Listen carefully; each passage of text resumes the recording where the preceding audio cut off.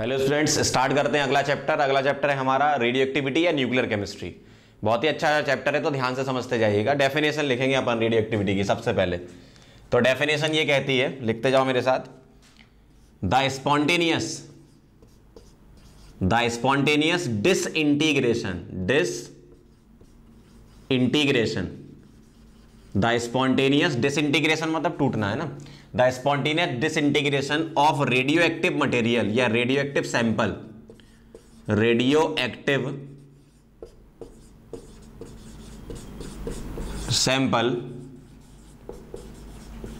The spontaneous disintegration of radioactive sample by the emission of alpha beta and gamma decay. Alpha particle निकले, beta particle या gamma rays निकले, किससे? Radio active sample से। तो इसको हम बोलते हैं रेडियो एक्टिविटी, और ये स्पॉन्टेनियस होता है। ठीक है, बाद में अपन बात करेंगे किस लिए ऐसा होता है, स्टेबिलिटी का फैक्टर होता है ना। तो अभी तो बेसिक डेफिनेशन ये है कि किसी भी रेडियो एक्टिव सैंपल से एल्फा, बीटा और गामा पार्टिकल का निकलना, हमें क्या बोलते हैं उसको? Radio activity. अब इसको अपन ऐसे समझते हैं कि जैसे मान लो मेरे पास ये सैंपल है, एक्चुअल में ये क्या है? ये लेड का ब्लॉक है, पीबी का ब्लॉक। इसके अंदर रेडियो एक्टिव सैंपल रखा हुआ है। ये है अपना रेडियो एक्टिव सैंपल। तो इस रेडियो एक्टिव सैंपल से रेडिएशंस निकलती, स्पॉन्टेनियस निकलती। ठीक है, यहां पर मैं क्या कर रहा हूं, इधर एक इलेक्ट्रिक फील्ड मैंने अप्लाई कर दी। ये पॉजिटिव एंड हो गया और ये नेगेटिव एंड हो गया। ठीक है, और यहां पर लगा रखी है हमने एक फोटोग्राफिक प्लेट।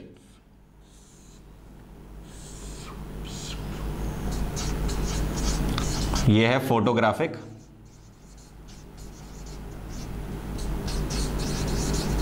प्लेट। ठीक है, तो यहां से रेडिएशंस निकलती हैं। तो मैं कुछ इस तरीके से बना रहा हूं, पहले मैं बनाता हूं फिर समझा दूंगा। जो अल्फा पार्टिकल होता है वो हीलियम न्यूक्लियस होता है, मतलब अल्फा पॉजिटिवली चार्ज होता है खुद ही। तो वो किस तरफ माइग्रेट करता है? नेगेटिव की तरफ माइग्रेट करता है। तो ये मैं अल्फा लिख रहा हूं। जो बीटा होते हैं वो किधर माइग्रेट करते हैं? पॉजिटिव की तरफ, लेकिन डिफ्लेक्शन इनमें थोड़ा ज्यादा होता है क्योंकि इसका मास कम होता है। और जो गामा होते हैं वो सीधे निकल जाते हैं। तो ये अल्फा, ये बीटा और ये गामा डीके अपन इस तरीके से दिखा रहे हैं। अब इन अल्फा, बीटा और गामा की कुछ प्रॉपर्टीज होती हैं। अल्फा, बीटा, गामा की क्या प्रॉपर्टीज होती हैं उसके बारे में अपन लिखेंगे। तो मैं यहां पर प्रॉपर्टीज लिख रहा हूं, इधर अल्फा, इधर बीटा और इधर गामा। ठीक है, ध्यान से समझते जाना। पहली बात, रिप्रेजेंटेशन क्या होता है? अल्फा जो होता है, रिप्रेजेंटेशन, अल्फा को अपन लिखते हैं 2He4, मतलब helium nucleus, atomic number 2, mass number 4। Beta होता -1E0। एक हम आगे बीटा प्लस भी पढ़ेंगे जिसको पॉजिट्रॉन बोलते हैं, वो आगे लिखेंगे अपन। अभी सिर्फ बीटा वाला है, इसको बीटा नेगेटिव भी बोल सकते हो। और ये होता है 0 गामा 0। और एक बहुत ही इंपॉर्टेंट बात ये है कि गामा एमिशन पहले नहीं होता है, अल्फा और बीटा डीके होता है, उसके बाद गामा एमिशन होता है। ये ध्यान रखना, क्योंकि अल्फा और बीटा डीके के बाद न्यूक्लियस एक्साइटेड स्टेट में चला जाता है, उसके बाद गामा डीके होकर वो वापस ग्राउंड स्टेट में आना चाहता है, ऐसा होता है। तो पहले ये डीके होते हैं, फिर ये डीके होता है। तो अल्फा को ऐसे रिप्रेजेंट करते हैं, बीटा को ऐसे, गामा को ऐसे। अगर मैं इनकी आयोनाइजेशन पावर के बारे में बात करूं, आयोनाइजेशन पावर इसकी होती है हाई, इसकी मीडियम और इसकी लो। ठीक, अगर पेनिट्रेशन पावर के बारे में बात करूं, पेनिट्रेशन पावर के बारे में बात की जाए तो पेनिट्रेशन पावर इसकी लो, क्योंकि ये हाई एनर्जी की रेडिएशंस होती है ना। ये लो, ये मीडियम और ये हाई। एक्चुअल में क्या होता है, जो अल्फा होता है ना वो पेपर को पेनिट्रेट कर सकता है, बीटा जो होता है वो एल्यूमिनियम तक चला जाता है, और गामा होता है वो लेड को भी पेनिट्रेट कर देता है। मतलब जो भी ऑब्जेक्ट हम रख रहे हैं, जैसे मान लो आपका सपोज हैंड है, तो अल्फा अगर इसको पार कर रहा है तो यहां पर एक पेपर लगा दिया, सपोज पेपर, तो तो अल्फा पेपर को पार कर रहा है तो बीटा हैंड को पार कर जाएगा, और एक मेटल की प्लेट लगा दी तो गामा उसको ही पार कर जाएगा। ऐसे समझाने के लिए एग्जांपल ले रहा हूं। तो ये इसकी पेनिट्रेशन पावर होती है।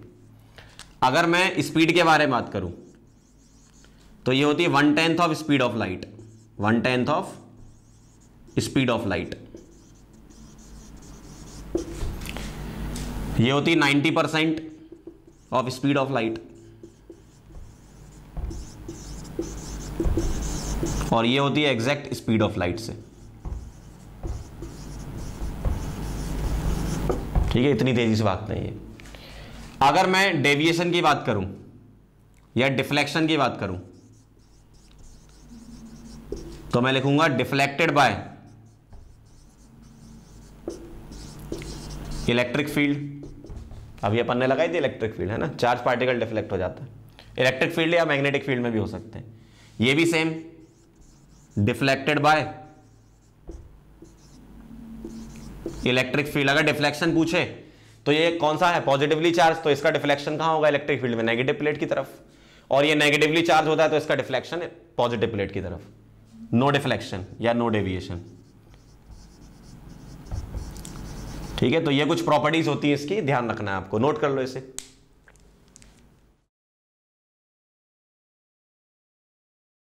तो अभी हमने अल्फा बीटा और गामा के बारे में बेसिक इंफॉर्मेशन देखी। अब रेडियो एक्टिविटी से रिलेटेड सेकंड पॉइंट ध्यान से देखना। सेकंड पॉइंट ये है कि रेडियो एक्टिविटी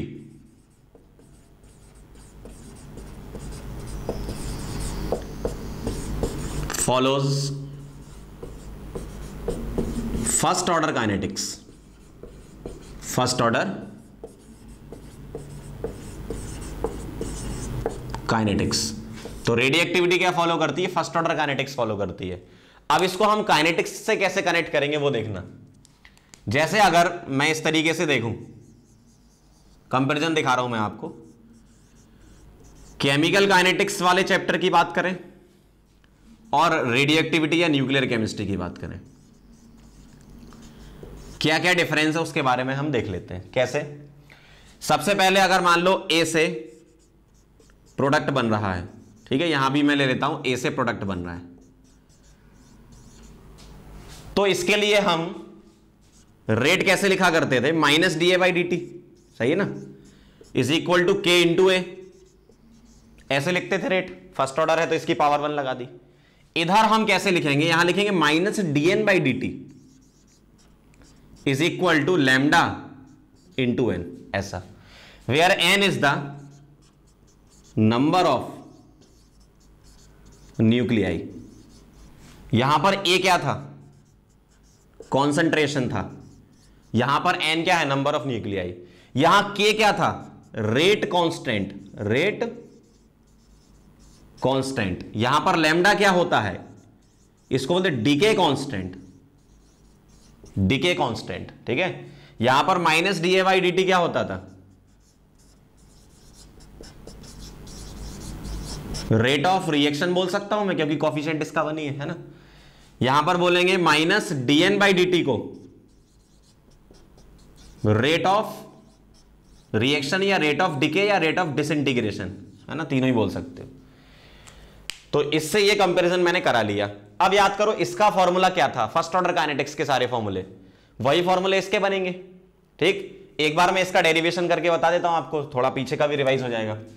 मैं क्या कर रहा हूं, d N upon N, minus को इधर ला रहा हूं और डी टी ये भी इधर ले आए। अब इसका इंटीग्रेशन कर देंगे हम। अगर time t is equal to 0 पे initial number of nuclei n not थे, तो टाइम t पे कितने हो जाएंगे, सपोज n, तो हम इसका इंटीग्रेशन करेंगे तो ये आएगा ln n, लिमिट लगाएंगे n नॉट से n, और माइनस लैम्डा t, लिमिट लगाएंगे 0 से t, upper limit minus lower limit, limit तो पुट करना अपने को आती है ना, ln n minus ln n not is equal to minus lambda t minus 0, ln a minus ln b का formula ln a upon b is equal to minus lambda t, पूरा derivation वैसे ही चल रहा है ना। अब इसको मैं पलट रहा हूं ताकि ये माइनस प्लस बन जाए, तो n नॉट ऊपर n नीचे कर दो तो नेगेटिव बाहर आएगा, नेगेटिव से नेगेटिव कट जाएगा, तो lambda t is equal to आया आपका ln n not upon n। यही फॉर्मूला हमारा किस में था, फर्स्ट ऑर्डर काइनेटिक्स में था। यहां पर एन नॉट क्या है, इनिशियल न्यूक्लियाई,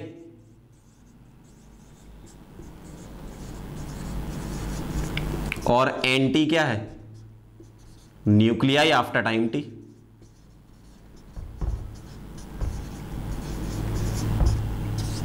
ठीक है, ये फॉर्मूला होता है।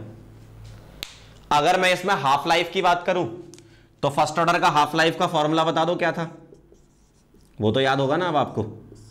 वहां के हाफ लाइफ का फॉर्मूला था ln2/k या 0.693/k।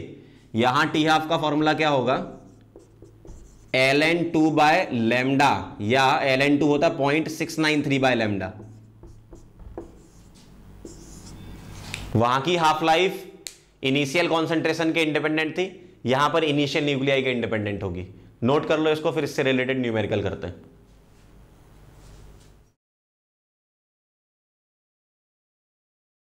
चलो आगे बढ़ते हैं, कुछ क्वेश्चन ले रहे हैं अपन ताकि थोड़ी अंडरस्टैंडिंग बने न्यूक्लियर केमिस्ट्री में किस टाइप के क्वेश्चन एग्जाम्स में आते हैं। ठीक है, ध्यान से देखना।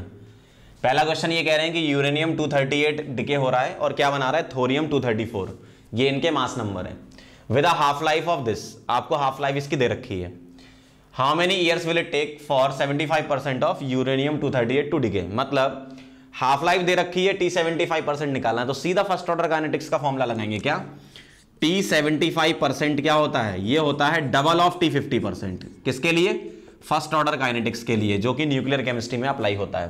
तो 2 × 4.5 × 10 की पावर 9 ईयर्स, मतलब कितना आ जाएगा ये, 9 × 10 की पावर 9 ईयर्स। इस तरीके से करना है। ठीक है, एक थोड़ा डिफरेंट टाइप का क्वेश्चन और लेते हैं। क्या कह रहे हैं इसमें, देखो हाफ लाइफ दे रखा रेडियोएक्टिव सब्सटेंस का 5 मिनट, तो टी हाफ है कितना, 5 मिनट।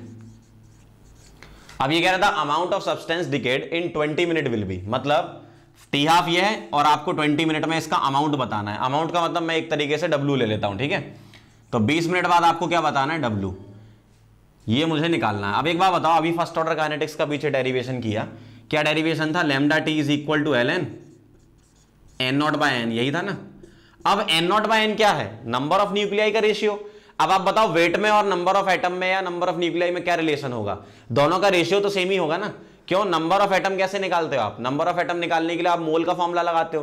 दो फॉर्मूले होते हैं, mole is equal to weight upon molecular weight, और एक होता है number of atom upon Avogadro number. ठीक है, इसका मतलब नंबर ऑफ न्यूक्लियर और वेट डायरेक्टली प्रोपोर्शनल होंगे।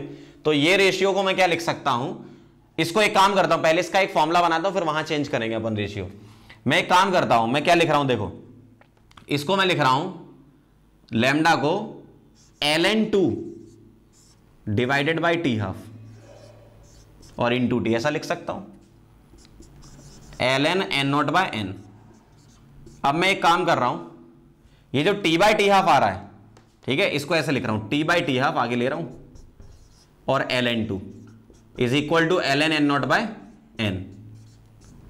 अब ये जो पूरा है रेशियो है, इसको मैं इसकी पावर बना सकता हूं, 2 की पावर। क्यों, log a की पावर b का फॉर्मूला लगेगा, तो ये ऐसा बन जाएगा ln 2 की power t by T half is equal to ln n0/n। अब ln n कैंसिल हो जाएगा, तो n0/n आ जाएगा 2 की power t by T half. ठीक, तो n0 is equal to n 2 की power t by T half, ये बनेगा आपका फॉर्मूला। अब इस फॉर्मूले में हम क्या करेंगे, इस फॉर्मूले को हम अप्लाई करेंगे। कैसे लगाना है, देखो ये जो n0/n है, इसको मैं W0/W लिख सकता हूं, रेशियो तो सेम ही है। और 2 की पावर t कितना है, t 20 मिनट, और टी हाफ कितना है 5, 20/5 कितना हो गया 4। तो मैं ऐसा लिख सकता हूं कि W is equal to 1/16 W0। मतलब जो आपका बाद का अमाउंट बचेगा वो इनिशियल का 1/16 होगा। तो ये बचा हुआ अमाउंट है ना, मतलब कितना डिके हो गया, यही पूछा ना, अमाउंट ऑफ सब्सटेंस डिके, कितना डिके हो गया। 1/16 क्या था, ये 1/16 अमाउंट क्या था, बचा था, तो कितना डिके हो गया 15/16। तो अमाउंट डिकेड ये हुआ 15/16। और इनिशियल अगर W0 है तो परसेंटेज निकाल सकते हो, 15/16 W0 अपॉन W0, ठीक। तो 15/16 अमाउंट होगा आपका, जो कि अप्रोक्सीमेटली 93.75% आता है। नोट कर लो इसको। आपको क्या ध्यान रखना, बस ये वाला फॉर्मूला ध्यान रखना है ना, n0 is equal to n 2 की पावर t/t हाफ, या आप इसको n is equal to n0 1/2 की पावर t/t हाफ भी रख सकते हो, कुछ बुक में वैसे भी लिखा है। तो बेसिकली आपको न्यूक्लियर केमिस्ट्री में ये वाला फॉर्मूला बहुत बार आएगा, तो ध्यान रखना, इसको नोट कर लो अच्छे से, नोट करो इसको, आगे बढ़ते हैं।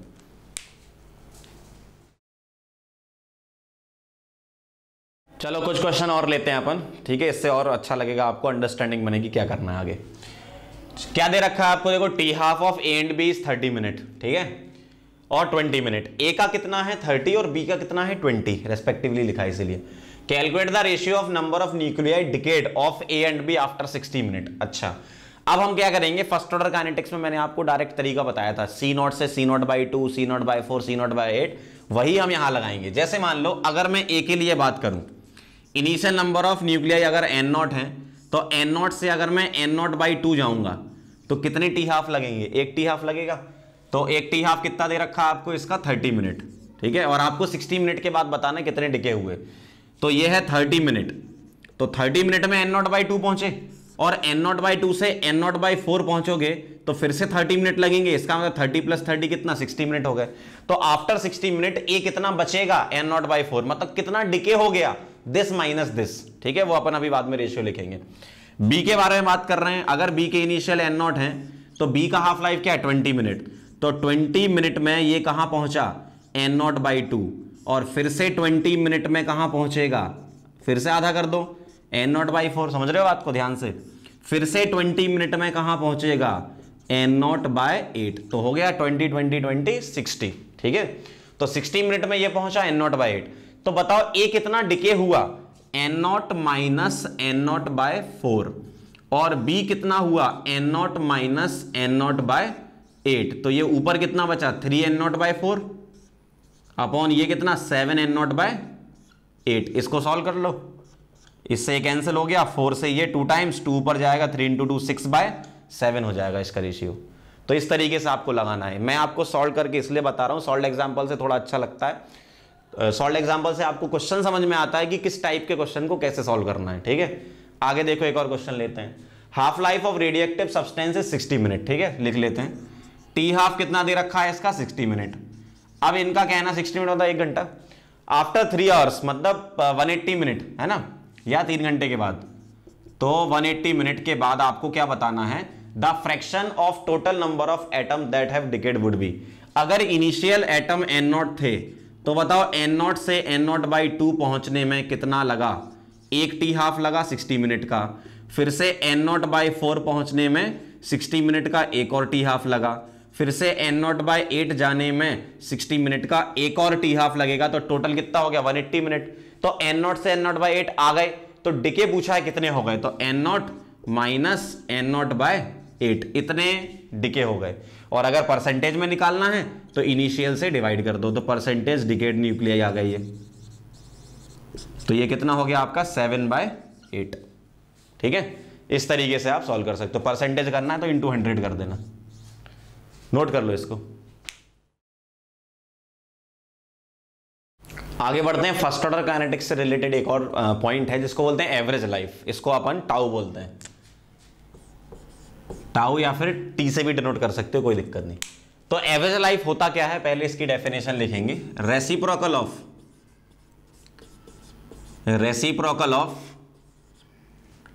डिके कांस्टेंट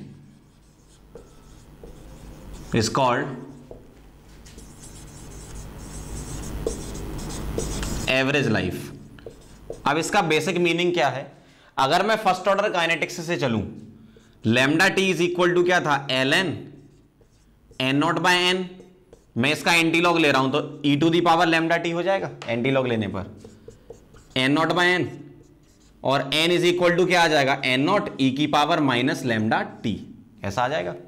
अब मैं t इज इक्वल टू 1/λ रख रहा हूं, तो n जो होगा वो नंबर ऑफ न्यूक्लियाई किसके आ जाएंगे, एवरेज टाइम, इस वाली लाइफ के, मीन लाइफ भी बोलते हैं इसको, है ना। तो n एवरेज लिख रहा हूं मैं इसको, is equal to n0 e to the power minus lambda into 1/λ। इससे कैंसिल हो गया, e की पावर -1 क्या आ जाएगा n0/e, और 1/e होता है 0.37। तो एन एवरेज जो है, मतलब एवरेज लाइफ पर जो नंबर ऑफ न्यूक्लियाई बचेंगे वो होंगे एन नॉट बाई ई, और एन एवरेज लिख रहा हूं मैं 0.37 एन नॉट। मतलब अगर परसेंटेज में लिखूं तो N average is equal to 37% of N not. मतलब एवरेज लाइफ वो टाइम है जब इनिशियल का 37% नंबर ऑफ न्यूक्लियाई बचे, ठीक है, इसको बोलते हैं अपन एवरेज लाइफ। इसका एक फॉर्मूला हम बना रहे हैं, ये तो एन एवरेज का इसके साथ आ गया, एक हम इसका फॉर्मूला बना रहे हैं एवरेज लाइफ का। एवरेज लाइफ का फॉर्मूला क्या बनेगा, आप बताओ मुझे।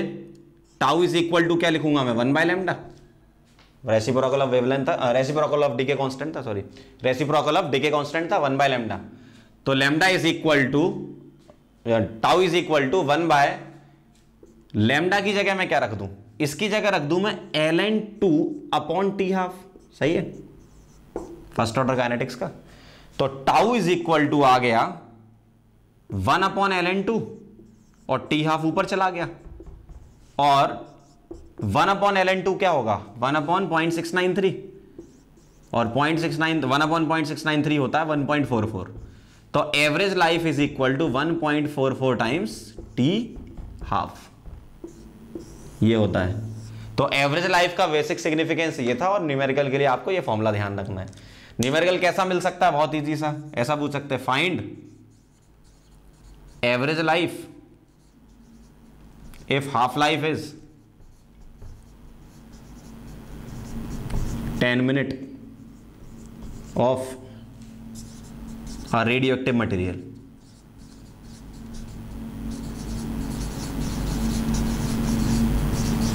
ठीक है, मिनट नहीं, यहां पर 10 ईयर कर लो, थोड़ा ज्यादा ही रहता है इनका, 10 ईयर लिख देते हैं ना।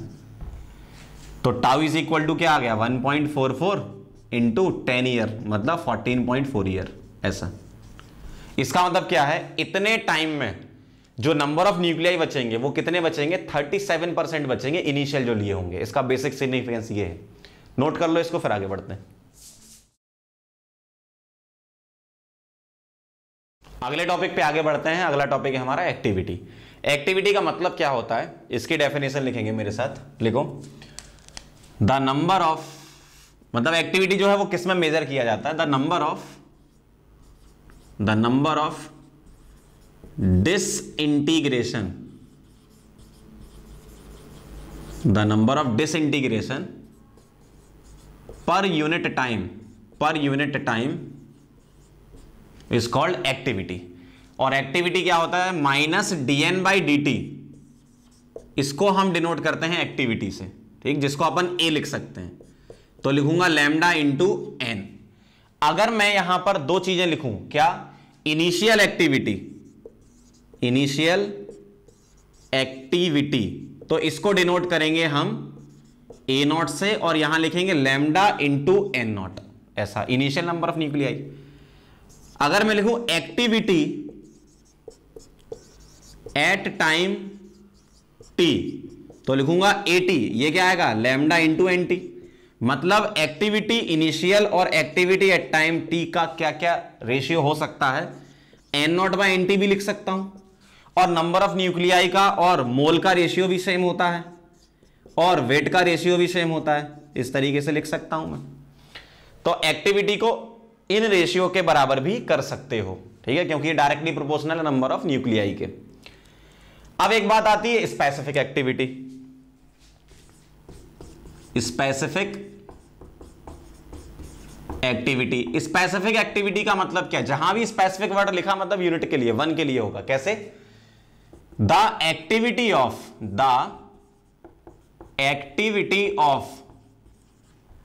1 ग्राम, the activity of 1 gram of radioactive sample, 1 gram radio active sample की जो एक्टिविटी उसको स्पेसिफिक एक्टिविटी बोलते हैं। बेसिक सी डेफिनेशन है ना। अब अगर मैं यूनिट की बात करूं एक्टिविटी की, ठीक है, यूनिट ऑफ एक्टिविटी या यूनिट ऑफ रेडियो एक्टिविटी, तो एक्टिविटी की यूनिट क्या होगी, कई टाइप की यूनिट होती है इसकी। पहली यूनिट होती है डीपीएस, जिसको बोलते हैं डिसइंटीग्रेशन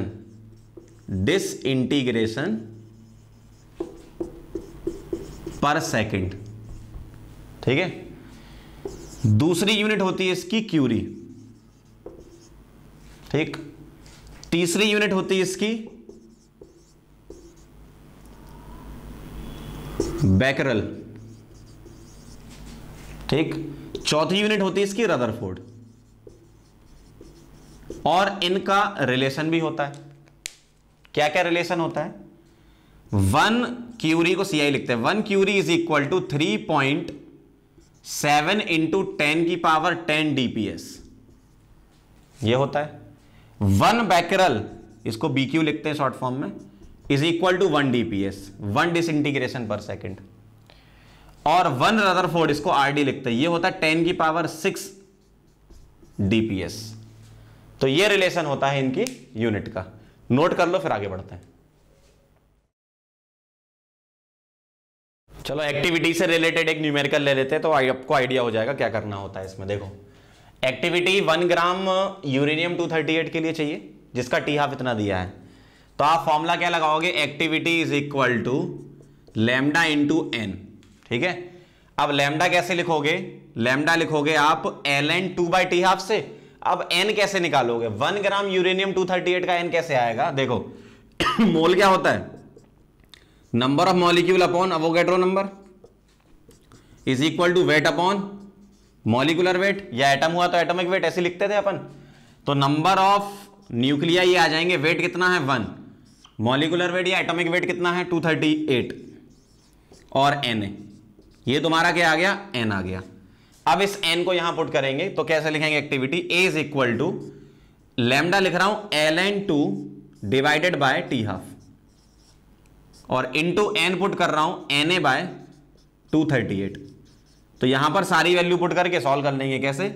ln 2 होता है 0.693, टी हाफ कितना दिया है आपको? 4.5 इंटू 10 की पावर 9, 4.5 इंटू 10 की पावर 9, ये ईयर है, इंटू 365 इंटू 24 इंटू 60 मिनट, और फिर सेकंड तक जाना है आपको, है ना। और ऊपर क्या है आपका? Na, और नीचे क्या है आपका? 238। और Na आप जानते हो कितना पुट करना है?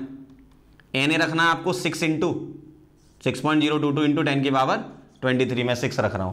तो इस पूरे को आपको सॉल्व करना है, ये आपको कैलकुलेशन करनी पड़ेगी। मैंने कर रखी तो मैं आंसर लिख देता हूं 12354 डीपीएस, ठीक है।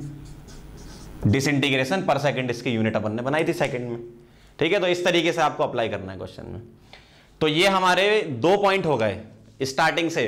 पहला पॉइंट क्या लिखा था? अल्फा बीटा गामा का डीके होता है, उसका एक डायग्राम वगैरह बनाया था। और सेकंड पॉइंट क्या था हमारा? सेकंड पॉइंट में हमने बात की थी फर्स्ट ऑर्डर काइनेटिक्स को फॉलो करता है। तो ये सारी कहानी फर्स्ट ऑर्डर काइनेटिक्स की हो चुकी है आपकी न्यूक्लियर केमिस्ट्री के अंदर। अब उसी में ही कंटिन्यू कर रहा हूं मैं थर्ड पॉइंट। तीसरा पॉइंट क्या था? 2 पॉइंट हम कवर कर चुके हैं रेडियो एक्टिविटी के। तीसरा पॉइंट ये है कि radio activity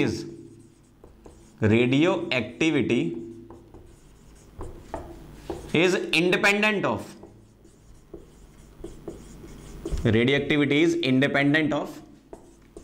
external condition like temperature and pressure, इस पे डिपेंड नहीं करती। फोर्थ पॉइंट क्या कहते हैं रेडियो एक्टिविटी के बारे में? Radio activity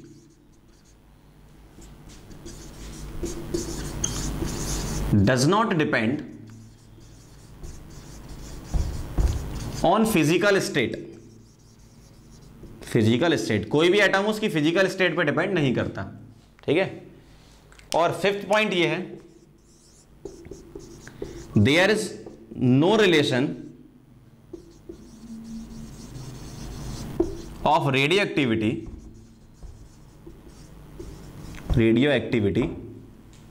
with Arrhenius equation.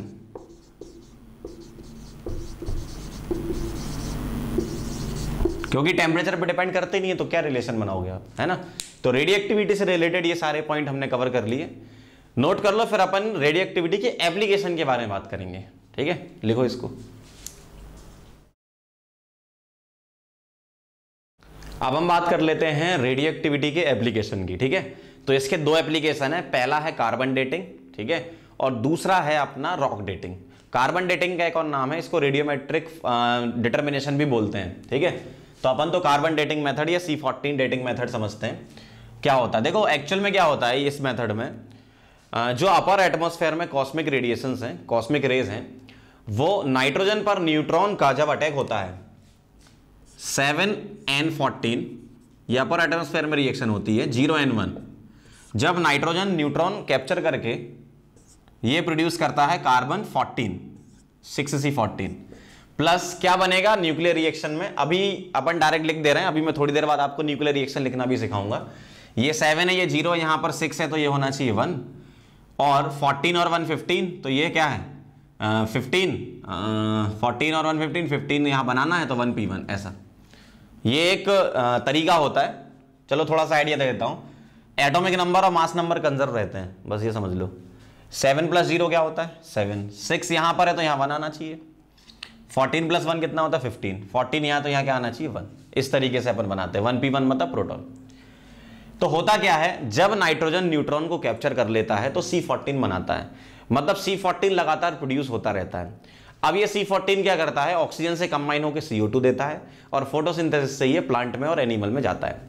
लेकिन जब प्लांट और एनिमल मर जाते हैं, जब उनकी डेथ हो जाती है, जब वो डेड हो जाते हैं, तो उस टाइम पर क्या होता है C14 डिके होना चालू होता है। C14 डिके होता है तो कैसे डिके होता है, C14 6, ये बनाता है 7n14 और यहां पर आता है -1 E0, जिसको अपन इलेक्ट्रॉन या बीटा नेगेटिव भी बोलते हैं, ठीक है, बीटा या फिर बीटा नेगेटिव या इलेक्ट्रॉन। तो ये दो रिएक्शन होती है बेसिकली इसमें। पहली वाली में क्या होता है, न्यूट्रॉन का कैप्चर होता है, C14 बनता है। ये कब की बात है, जब लिविंग होता है, जो अपना सैंपल है वो क्या है, लिविंग है। लेकिन जब वो डेड हो जाता है तो उस टाइम पे डिके होना चालू हो जाता है C14 का। एक्चुअल में लिविंग में जो C14 और C12 का रेशियो है वो 1/10⁻12 तक मेंटेन रहता है। अब वो मेंटेन क्यों रहता है, जो इसकी रेट होती है वो इसकी रेट के बराबर होती है, इसलिए वो कांस्टेंट रहता है रेशियो। लेकिन जब प्लांट डेड हो जाते हैं, ठीक है, जब प्लांट या एनिमल डेड हो जाते हैं तो उस टाइम पे डिके होना चालू होता है, तो C14 लगातार डिक्रीज होती जाती है, डिक्रीज होती जाती है, डिक्रीज होती जाती है, ऐसा होता है। तो ये बेसिक थ्योरी है इसके पीछे की। लेकिन न्यूमेरिकल के लिए आपको क्या करना है, जो अपनी फर्स्ट ऑर्डर काइनेटिक्स है वही फॉर्मूला है, λT = ln n0/nt। तो फॉर्मूला अपना वही है, कैसे अप्लाई करना मैं न्यूमेरिकल में आपको बताऊंगा।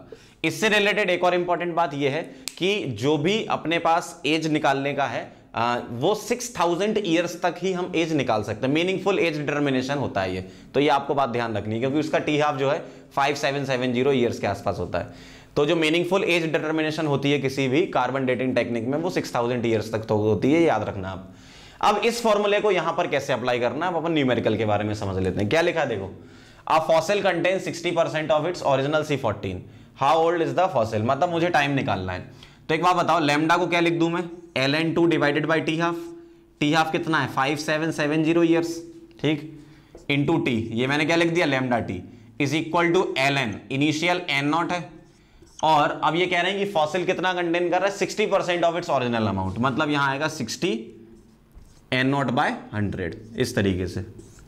तो ये क्या बन जाएगा आपका 0.693 अपॉन 5770 इंटू T, और ये हो जाएगा ln 100/60 ऐसा। और ln 100/60 को मैं क्या लिख दूंगा, इसको मैं लिख रहा हूं ln 100, या 0 काट दो पहले, ठीक है, और ये भी काट दो, 2 से 2 3 2 और ये 5, ln 5 माइनस ln 3 लिख सकता हूं फॉर्मूला लगा के। अब तो इसके बाद न्यूमेरिकल कैलकुलेशन करनी है आपको, है ना। और ये क्या था 0.693 अपॉन 5770 इंटू T, ln 5 क्या होगा 2.3 log 5, और ये 2.3 तो 2.3 कॉमन ले रहा हूं log 3, ऐसा लिख दूं मैं। तो ये आ गया 2.3 log 5 कितना होता है 0.7 ले लेते हैं, और ये होता है आपका 0.48, और इसको मैं क्या कर रहा हूं यहां पर डिवाइड किससे 0.693 से, और मल्टीप्लाई किससे 5770, ठीक है। तो इसको आप मल्टीप्लाई कर लेना, इतने ईयर्स आपका आंसर आ जाएगा। बेसिक समझ लो इसका क्या था। कार्बन डेटिंग टेक्निक में एक बार फिर से रिवाइज करा रहा हूं, कार्बन डेटिंग टेक्निक में हम एज ऑफ फॉसिल निकालते हैं, ठीक है। मीनिंगफुल डिटर्मिनेशन एज के लिए 6000 ईयर्स तक हम कैलकुलेट कर सकते हैं। तीसरा पॉइंट ये है कि अपर एटमॉस्फेयर में जो नाइट्रोजन न्यूट्रॉन लेता है तो उससे C14 बनती है, और वो जो C14 है वो ऑक्सीजन से रिएक्ट करके CO2 बनाती है, और फोटोसिंथेसिस के द्वारा वो प्लांट और एनिमल में एक्सचेंज होती है।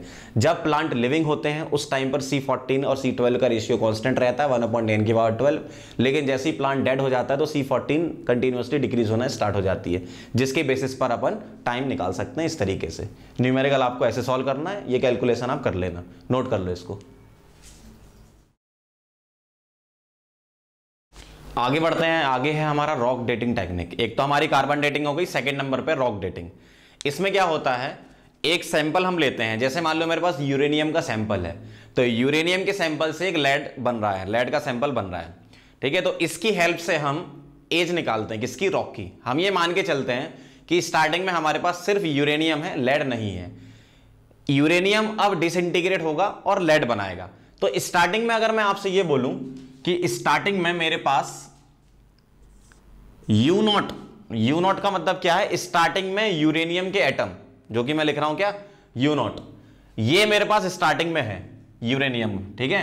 और इससे क्या बन रहा है, मेरे पास लेड बन रहा है। तो एक बात बताओ, यूरेनियम अगर स्टार्टिंग में है, उससे लेड बन रहा है, तो बाद में भी कुछ यूरेनियम होगा। तो अगर मैं यूरेनियम के स्टार्टिंग के एटम लिखूं, वो क्या होंगे, यूरेनियम के atom at time t plus lead कुछ बन रहा होगा उसके एटम एट टाइम t। मतलब हम स्टार्टिंग में ये मान के चलते हैं कि हमारे पास यूरेनियम है और लेड नहीं है।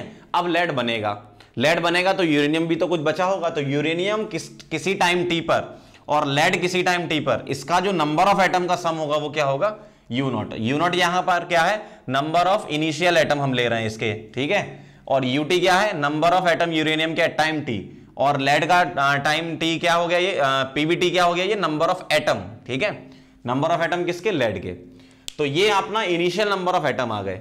अब एक बार बताओ, मेरे पास जो फॉर्मूला था lambda t is equal to ln n0 upon nt, यही था।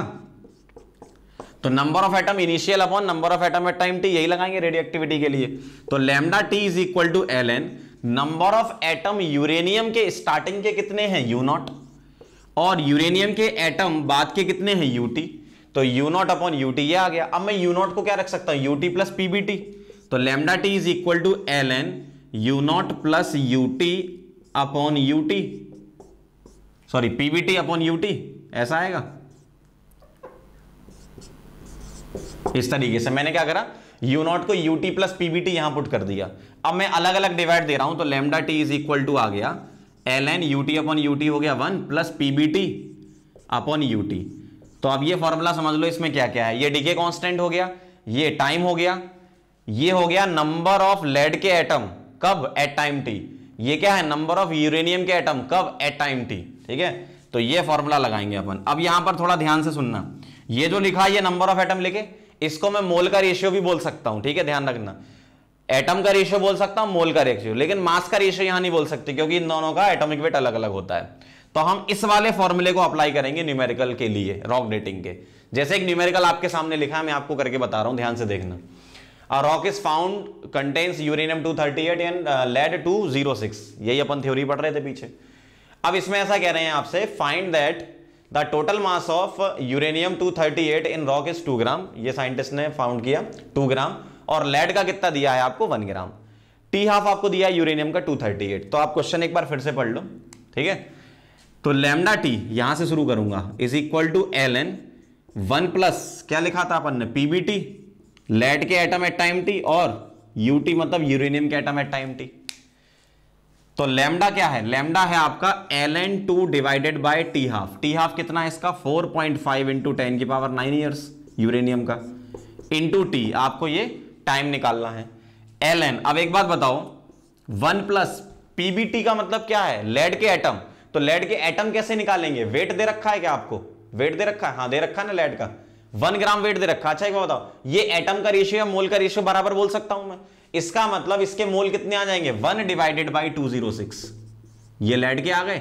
और यूरेनियम के मोल कितने आ जाएंगे, 2 डिवाइडेड बाई 238, ये हो जाएगा आपका, ठीक। तो इसको मैं पलट के लिख रहा हूं, तो ऐसा दिखेगा आपको, ये ln 1 प्लस 238 को मैं कहां कर रहा हूं, ऊपर ले जा रहा हूं, और ये हो गया आपका 2 इंटू 206। ठीक है, तो बस आपको ये न्यूमेरिकल सॉल्व करना, मैं आपको पूरा फुल इस तरीके से लिख के दे रहा हूं, आप बाकी सॉल्व कर लेना। t इज इक्वल टू लिख रहा हूं मैं ln 1 + 238 अपॉन 206 का डबल कितना हो जाएगा 412, सही ना, ये आ गया, ये वाली वैल्यू उधर मल्टीप्लाई हो जाएगी और ln2 कहां आ जाएगा इधर, इस तरीके से, ठीक है। तो ये आ गया आपका एज ऑफ रॉक। प्रोसेस समझ लो क्या है, बाकी न्यूमेरिकल क्या है, अभी इसमें कैलकुलेशन ज्यादा आगे न्यूमेरिकल में। एग्जाम में अगर न्यूमेरिकल आए तो उसमें कुछ ऐसी वैल्यू देंगे कि कट जाएगा, इतना लंबा कैलकुलेशन नहीं देते एग्जाम में। प्रोसेस क्या थी वो समझ लो, ये फॉर्मूला आपको लगाना था, lambda T is equal to ln 1 + pbt upon ut। pbt और ut क्या है, ये नंबर ऑफ एटम है, ये लेड के एटम एट टाइम t और ये यूरेनियम के एटम एट टाइम t। जो एटम का रेशियो वही हम मोल का रेशियो लिख सकते हैं, तो मैंने यहां वेट अपॉन मोल करके निकाल दिया इसका, ठीक है, और इसको पुट करा, बस ये बाकी न्यूमेरिकल है आपका। एक बार फिर से समझाता हूं क्या कहानी थी। मेरे पास एक रॉक है, ठीक है, उसमें स्टार्टिंग में मेरे पास यूरेनियम प्रेजेंट था, लेकिन स्टार्टिंग में मेरे पास लेड नहीं था।